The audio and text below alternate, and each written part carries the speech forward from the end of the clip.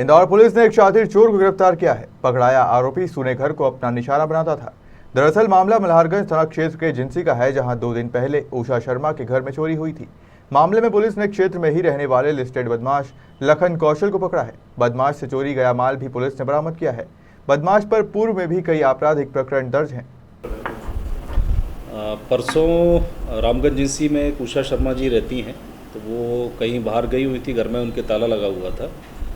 काफ़ी दिनों से बाहर थी, तो वो कल जब परसों आई तब उनको पता चला कि उनके घर में चोरी हो गई है। उनके घर का ताला टूटा हुआ है और घर का जो काफ़ी सामान था, जिसमें कुछ इनके सोने चांदी के जेवरात थे और जो घरेलू सामान था वो गायब था।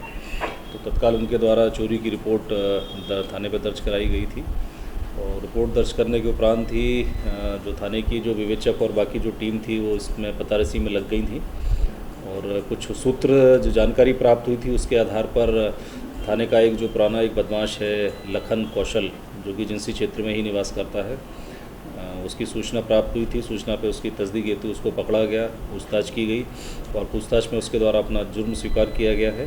और घटना में जो भी चोरी गया जो माल था, जो कि कीमत लगभग 80,000 रुपये जिसकी कुल कीमत थी, सोना चांदी और घरेलू सामान, वो सभी सामान पूरा सामान बरामद उसके कब्जे से किया गया है और आरोपी को विवेचना के दौरान गिरफ्तार किया जाकर माननीय न्यायालय में प्रस्तुत किया गया, जिसे कल माननीय न्यायालय द्वारा जेल भेजा गया। पूछताछ में अन्य कोई चोरी, चूँकि अपने क्षेत्र में भी अभी हाल फिलहाल में ऐसी कोई नकबजनी वगैरह नहीं हुई है और बाकी और थाना संबंधित दीगर जो थाना क्षेत्र है उसके संबंध में पूछताछ की गई तो उसके द्वारा इनकार किया गया है। ये मुख्यतः नशा करता है, शराब पीता है, कभी कभी गांजे का भी सेवन करता है, तो इसी उद्देश्य की पूर्ति के लिए इसके द्वारा। इंदौर के कनड़ा थाना क्षेत्र में रहने वाले 18 वर्षीय युवती अनजाने में जहरीला पदार्थ खा ली, जिसके बाद उसकी हालत बिगड़ने लगी, जिस पर महिला को गंभीर अवस्था में अस्पताल में भर्ती कराया गया, जहां पर जिंदगी और मौत से जंग लड़ते हुए आखिरकार युवती ने दम तोड़ दिया। सूचना मिलने पर पुलिस ने मर्ग कायम किया। इसके बाद शव को पीएम के लिए भेज दिया है। एक बच्ची का नाम है रंजीता, पिता गुलाब दास रनिया, ये गवली समाज के हैं, 18 वर्ष की उम्र है। भांवर और सतवास थाने की बात है, ये ग्राम भांवर की। ये इनके मामा संतोष के यहाँ रहती थी बचपन से, 8वीं 9वीं तक पढ़ी थी। तो दिनांक 8 तारीख को शाम को 8 बजे उसने घर में लाइट नहीं थी, इस दौरान उसने कुछ दबा के समझ के कुछ जहरीली दवाई खा ली। उसके चूंकि जांच सामने में बयान भी है, वो बयान भी दे गई है कि जो है हमने भूलवश और लाइट के अभाव में अंधेरे में गलत दवाई खा ली है। फिर जो है इलाज चल रहा था 8 तारीख से यहाँ नोबल अस्पताल में, तो कल शाम को इसकी डेथ हो गई। कल शाम को करीब 17:29 मतलब 5:30 बजे इसकी डेथ हुई। परिजनों का यही कहना है कि साहब वो कुछ उसने बता भी नहीं पाई और कुछ कोई कारण था ही नहीं, क्योंकि पढ़ाई बढ़ाई करती थी तो छोड़ छाड़ दी थी, तो फेल पास का भी कोई कारण नहीं था और अभी कुंवारी भी थी, घर पे ही रहती थी परिवार के साथ, तो भी कोई कारण तो अभी समझ में आया नहीं है। क्योंकि मामला जो है थाना सतवास देवास का है, तो जांच यहाँ मर्ग करके और फिर अग्रिम जांच के लिए वहाँ भेजा जाएगा कागज। नारकोटिक्स कंट्रोल ब्यूरो ने वर्ष 2011 में पकड़ाया अभिषेक जैन मामले में फर्जी मृत्यु प्रमाण पत्र पेश करने वाले 2 आरोपियों को गुजरात से गिरफ्तार कर लिया है, जहां आरोपी द्वारा पैरोल पर छूटने के बाद फर्जी मृत्यु प्रमाण पत्र तैयार कर खुद को मृत घोषित कर अपनी पहचान बदलकर वडोदरा में अभिषेक छुपा था, जहां पुलिस की गिरफ्त में आने पर अभिषेक से पूछताछ की जा रही है।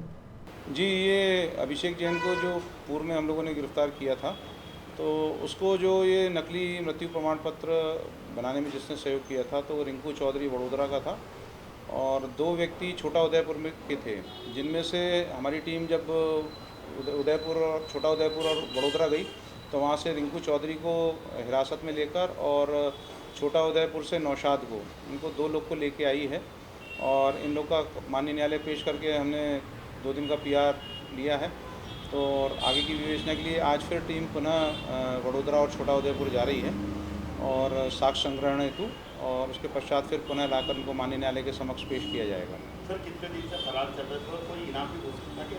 नहीं, ये फरार नहीं थे। एक्चुअली ये प्रकरण संज्ञान में तब आया जब ये अभिषेक जैन जो थे ये सेंट्रल जेल में पैरोल पे छूटे थे और छूटने के बाद ये जब वडोदरा गए अपने साथियों से मिलकर, तो इनके ये सज़ा काट रहे थे एक्चुअली NDPS एक्ट के तहत, और ये केस पकड़ा था NCB ने और ये सज़ा काट रहे थे तो इनके मन में विचार आया कि अगर मैं अपना मृत्यु प्रमाण पत्र दे दूंगा तो शेष बची सज़ा से मैं मुक्त हो जाऊंगा और अपना जीवन यापन कहीं भी करूंगा।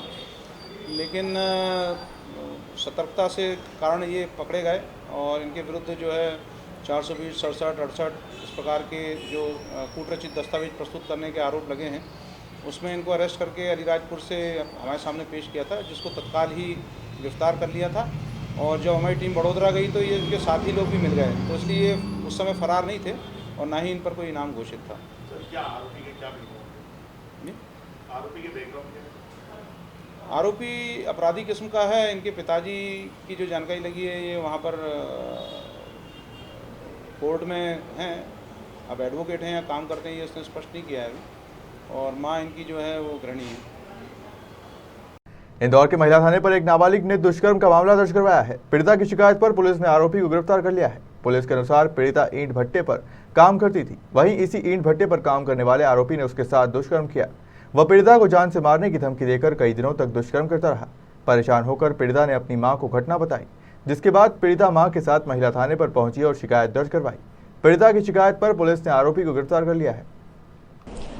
कल पीड़िता आई थी अपनी मां के साथ थाने पे, और थाने पे उपस्थित होने के बाद उसने बताया कि वो मांगलिया में एक ईंट के भट्टे में उसका परिवार काम करता है और वहीं ईंट के भट्टे में काम करने वाला एक लड़का जो है संतोष राठौर, उसके द्वारा पिछले कुछ दिनों से उसके साथ बलात्कार की घटना कारित की जा रही है। तो उसके बताए अनुसार फिर प्रकरण पंजीबद्ध किया गया। उसके बाद हम लोग तत्काल आरोपी की तलाश में निकल गए थे। आरोपी को ईंट के भट्टे के उधर से पकड़ के गिरफ्तार किया गया और उसका मेडिकल कराया गया। आज उसे माननीय न्यायालय के सामने पेश किया जा चुका है। कुछ कारण पता पीड़िता क्यों कर रही थी, पहले शिकायत क्यों नहीं करी? नहीं, उसने घटना 2 तारीख की बताई है, 2 मई की, और उसके बाद से उसने बताया कि उस पर वो प्रेशर बना रहा था, लगातार उसको धमकियां दे रहा था, जिसके कारण वो निकल नहीं पाई और थाने तक आ नहीं पाई। जब उसने 11 तारीख को पूरी चीज़ें अपनी माता और मौसी के लड़के को बताई, उसके बाद वो उसको लेकर के थाने पे आया। कौन आरोपी नहीं जा रही? इसी प्रकार की कि जान से मार दूंगा और जीने नहीं दूंगा और तेरे पूरे परिवार को जो है परेशानी में डाल दूंगा, इस प्रकार की तरह की धमकियां दी जा रही थी उसे। वीडियो फोटो भी वायरल करने की धमकी दी? नहीं, वीडियो फोटो जैसी कोई घटना नहीं। संतोष राठौर, मूल निवासी वो खरगोन का बताया जा रहा है और अभी तो पिछले कुछ समय से वो ईंट के भट्टे में ही काम कर रहा था मांगलिया में और वहीं पे रह रहा था। नाबालिग है, 17 साल की उम्र बताई है उसने।